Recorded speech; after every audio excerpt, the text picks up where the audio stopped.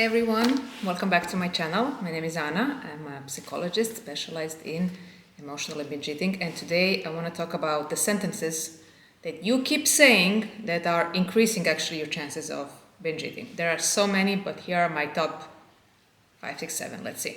So the first one is saying, today is my cheat day.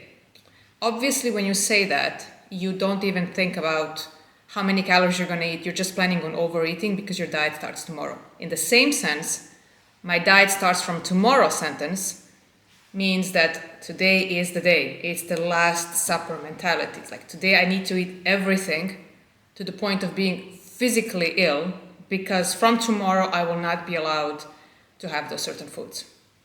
Number 3, if you say I only eat clean or I eat healthy, it implies that some of your cravings that might come along for, I don't know, donuts or chocolates or pizza are out of the question. But the more you push your cravings away and the more you keep saying to yourself, like I eat clean, I'm not allowed to eat those bad foods, you are increasing your chances of binging later on in the day or later on in the week.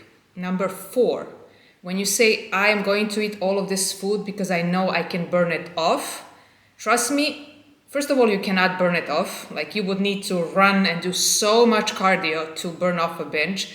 But that idea that you can do that is giving you sort of a free pass that now we can do whatever we want.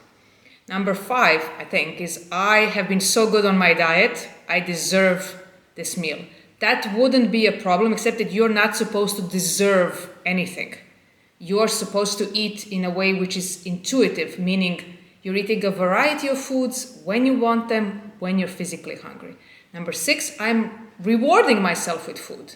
Or, on the other hand, I'm punishing myself. So this one is a big one because I would say like most of the people grew up with this notion that like when they do something good, they get a reward. And at the same time, they punish themselves when they think that they've done something bad. So if you were a kid and you were rewarded with chocolate for good grades, or you were punished by not having chocolates if you didn't do so well in school, or you made some problems, as an adult you will completely do the same behavior, and if you get a promotion at work you will make this lavish meal and binge because you did so well. Or on the other hand, you will go on a super restrictive diet if you did something wrong or you feel that you're not good enough in some areas of your life.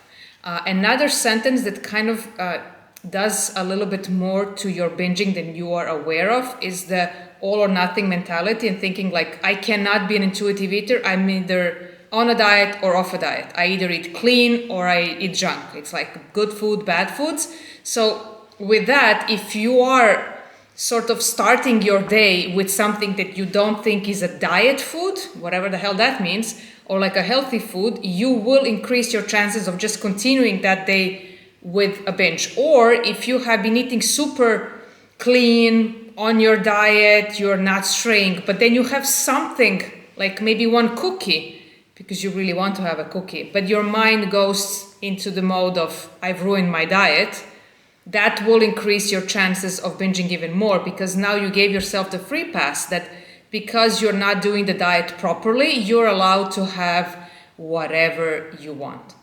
Another sentence that I used to do all the time is like, I need to eat all these foods because I don't have control.